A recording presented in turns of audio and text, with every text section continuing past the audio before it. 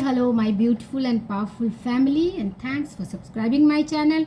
और आज का अफर्मेशन से मैं स्टार्ट करती हूँ कि I am born to win, I am a born leader, I am born to be happy. ये दो चार अफर्मेशंस अपने आप में बहुत है। I am born to win, क्योंकि आपको हर चीज़ में जीतने की आदत डालनी है। अगर वो छोटी सी चीज़ क्यों ना हो, अगर एक खेल हो और अगर एक नॉर्मल सा फन एक्टिविटी हो, उसमें भी आपका टारगेट होना चाहिए जीतना। जैसे कि कल हम लोग यहाँ पार्टी चल रही है तो हम लोग म्यूजिकल चेयर खेल रहे थे। छोटी सी फन एक्टिविटी है, बट वो जो एक विनिंग के का फीलिंग्स आता है, फाइनल जो विनर होता है वो एक अलग से फीलिंग्स देता है। एक छोटी सी चीज़ है। तो हमें अपने अंदर अपने माइंडसेट को इस तरह से डेवलप करना होगा कि हर चीज़ में विनिंग का एटीट्यूड लाना होगा। ये जो लैक का या फेलियर का कि जो नॉर्मल होता है कि हस्बैंड नहीं मान रहे हैं, मम्मी पापा सपोर्ट नहीं कर रहे हैं, ये फेलियर का एटीट्यूड बताता है। विनिंग का एटीट्यूड बताता है कि मैं जो चाहती हूँ वो तो हो ही जाता है, मैं जो करना चाहती हूँ वो एकदम हो जाता है। और ये इसी को अपना एटीट्यूड, अपना लाइफस्टाइल बनाना है, क्योंकि यही आपको आगे विनर बनाएगा। इससे एटीट्यूड डेवलप होगा, क्योंकि सारी चीज़ें यहाँ से होती हैं। माइंडसेट ही सब कुछ है। जब माइंडसेट बन जाता है, विनर का माइंडसेट बन जाएगा, तो आप हर चीज़ में जीतेंगे। हर रास्ते पे आपको विनर का एक फीलिंग्स आएगा और अल्टीमेटली आप हर चीज़ में विनर बन जाएंगी। तो आज का टॉपिक है कि कैसे how to ignore current 3D reality and achieve desired reality. क्योंकि बहुत सारी चीज़ें जो हम सोच लेते हैं, हमारी डिज़ायर्ड रियलिटी कभी कभी फैंटेसी लगती है, और हम जब सामने देखते हैं अपनी सराउंडिंग, अपनी 3D रियलिटी को जब हम देखते हैं तो ऐसा लगता है कि वो इल्यूजन है, वो जो हम सोच रहे हैं वो इल्यूजन है, सच्चाई तो ये है। तो इसके लिए पूरी तरह से मैं आपकी आंखें खोल दूंगी। पूरा वीडियो को अच्छे से देखिए, अदरवाइज अगर पेशेंस है तो अदरवाइज कीप स्क्रॉलिंग। तो इसको मैं बताती हूँ बहुत अच्छे से।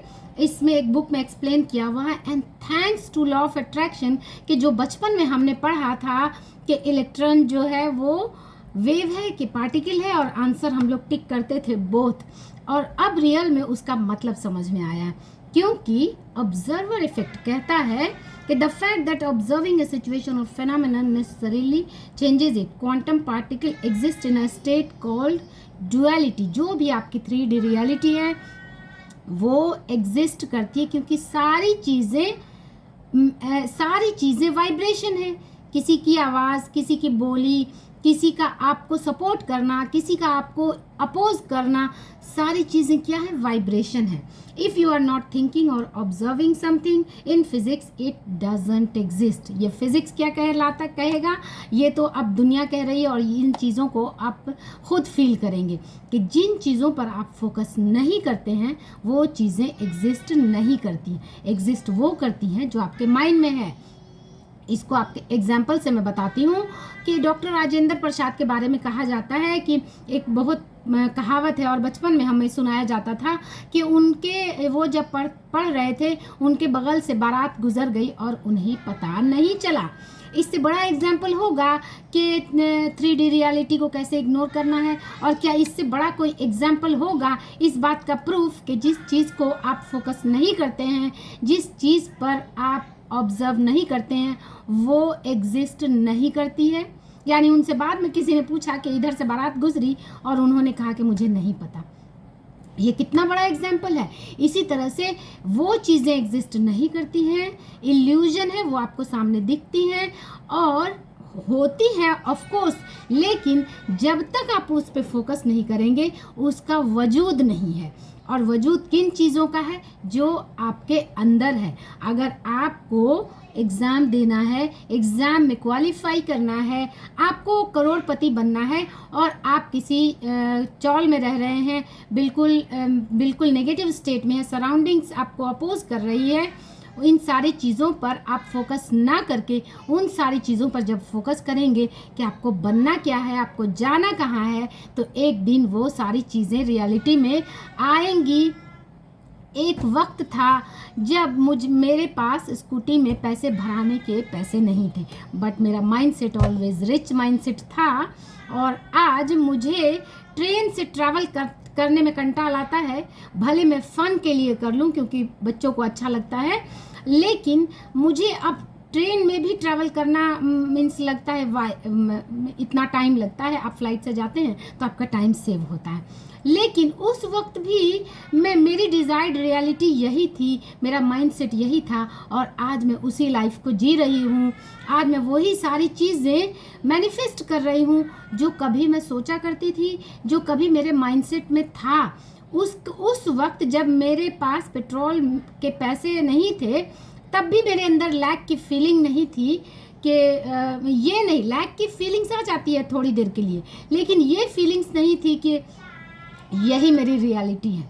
ये लगता था कि ओ अच्छा ये सिचुएशन अभी आई है, लेकिन माइंडसेट यही था कि मैं तो मीन्स एक रिच माइंडसेट था। और मुझे याद है कि कॉलेज में मैं स्कॉलरशिप के फॉर्म भरती थी, तब कॉलेज में शायद कुछ 25,000 इस तरह के आते थे, एंड सर लोग बोलते थे कि तुम तो वैसे ही इतनी अमीर दिखती हो, तुमको स्कॉलरशिप भरने की क्या ज़रूरत है। जबकि सच्चाई ये थी कि उस वक्त मेरे फादर एक्सपायर कर चुके थे एंड एवरीवन वाज बिजी, घर में सभी लोग सेटल्ड हैं, लेकिन फिर भी उस वक्त मेरे पास पैसे नहीं होते थे। तो लेकिन तब मैं स्कॉलरशिप के पैसे से अपना खर्च निकालती थी और इंटर्नशिप के पैसे ये सब मैं कलेक्ट करती थी, बट माइंडसेट वही था, बॉडी लैंग्वेज वही था। तो सर लोग बोलते थे कि तुमको स्कॉलरशिप के पैसे की क्या ज़रूरत है, तुम तो वैसे ही अमीर घर की लगती हो। तो that is the thinking process. आपको सोचना यहाँ से है, और जो आप चाहते हैं आपका फोकस सिर्फ और सिर्फ उन चीज़ों पर होना चाहिए, और इस तरह नहीं होना चाहिए कि ये चीज़ें मुझे अचीव करनी है, मुझे पैसे करोड़ों अचीव करने हैं। ना ना ना, आपको सिर्फ उन चीज़ों को एक मीन्स एक जैसे बच्चा कैसे डिज़ायर करता है कि मुझे काश मेरे पास भी ये हो, अगर वो किसी के पास दूसरे खिलौने देखेगा तो इस तरह से बोलेगा अपने पेरेंट्स से कि मेरे पास भी ये, मुझे भी ये टॉय चाहिए तो मुझे कितना अच्छा लगेगा। ये फीलिंग्स अपने अंदर लानी है तो फ्रैक्शन ऑफ सेकेंड के लिए आप उन चीज़ों से रेसिस्टेंस निकाल देते हैं और उन चीज़ों को थोड़ी देर के लिए आप जीने लगते हैं कि वाह काश ये चीज़ें अगर मेरे पास भी आ जाएं तो क्या मज़ा आए। और यही चीज़ें आज मुझे ऐसा लगता है कि सालों पहले मैंने यूनिवर्स को ऑर्डर दिया था कि मुझे तो ये चाहिए, मुझे तो वो चाहिए, मुझे तो वो मीन्स मैंने कोई डिक्लेरेशन नहीं किया था, एक फीलिंग्स मेरे अंदर थी कि ये सारी चीज़ें मैं डिज़र्व करती हूँ, ये सारी चीज़ें हो तो कितना अच्छा हो। और आज सालों बाद मुझे ऐसा फील होता है कि जैसे यूनिवर्स बोल रहा है कि देखो तुमने कभी ऑर्डर दिया था, अब लो अपना ऑर्डर ले लो।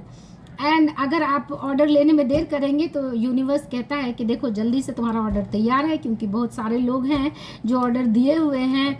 उस वक्त मुझे बहुत दिल करता था कि मैं गले में मतलब चेन, मोटी चेन मुझे बहुत पसंद है, मुझे ज्वेलरी में वैरायटी के चेन बहुत पसंद है। तो उस वक्त जब मैं छोटी थी, ज़्यादा छोटी नहीं लेकिन अपने घर में, तो मुझे दिल करता था कि वैरायटी के चेन मोटे मोटे मुझे बड़े पसंद थे। बट उस वक्त है कि मम्मी ने भी दिलाया और था, लेकिन मुझे मोटे चेन बहुत पसंद थे, तो डिज़ायर किया एंड हो गया। आज मेरे पास मीन्स आज मुझे ऐसा लगता है कि यूनिवर्स कहता है कि लो तुम्हारी वो मोटी वाली चेन ऑर्डर में आ गई है, ले लो। एंड रियली मुझे लगता है कि अरे उस वक्त तो मैंने सोचा था, मुझे चाहिए था उस वक्त, लेकिन उस वक्त लगता है चलो अच्छा ठीक है, नहीं अभी नहीं है, कोई बात नहीं। तो इस तरह से आपको उन चीज़ों को फील करना है एंड यूनिवर्स पे अपनी डिज़ायर को बोल के जस्ट रिलैक्स हो जाना है। लैक वाली फीलिंग नहीं, शिकायत वाली फीलिंग नहीं कि मुझे तो ये चाहिए था लेकिन ये तो मेरे पास तो अवेलेबल है नहीं, मेरी तो ये ख्वाहिश है लेकिन कैसे करूं, यहाँ तो है नहीं। ये लैक वाली, शिकायत वाली फीलिंग्स को निकाल के सिर्फ आप थोड़ी देर के लिए जिए।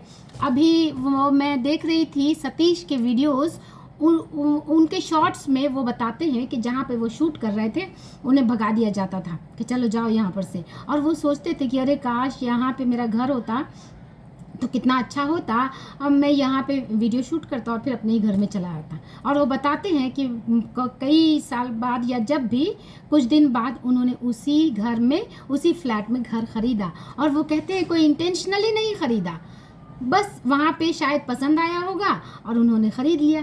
क्यों? क्योंकि यूनिवर्स को मैसेज गया कि ओ अच्छा, ये इंसान चाहता है कि यहाँ पर उसका घर हो। और उन चीज़ों पर जब आप एफर्टलेसली यूनिवर्स पे ट्रस्ट करते हुए एक्शंस लेने लगते हैं, वो सारी चीज़ें यूनिवर्स आपको थाली में परोस कर देता है। सो करेंट रियलिटी का रोना बिल्कुल भी छोड़िए। जो आपकी डिज़ायर्ड रियलिटी है उसकी विज़न अपने सामने रखिए, तो आपको पता भी नहीं चलेगा कि आपकी सराउंडिंग में क्या हो रहा है, लोग किस तरह ट्रीट कर रहे हैं, लोग क्या बोल रहे हैं। ये सारी चीज़ें अकॉर्डिंग टू ऑब्जर्वर इफ़ेक्ट वो नलीफाई हो जाएंगी, वो वेव बन के आगे बढ़ जाएंगी, आपको पता भी नहीं चलेगा। उम्मीद है वीडियो काफ़ी लंबा हो गया, उम्मीद है वीडियो पसंद आया होगा। पसंद आए तो लाइक शेयर सब्सक्राइब करें, एंड थैंक्स फॉर वॉचिंग।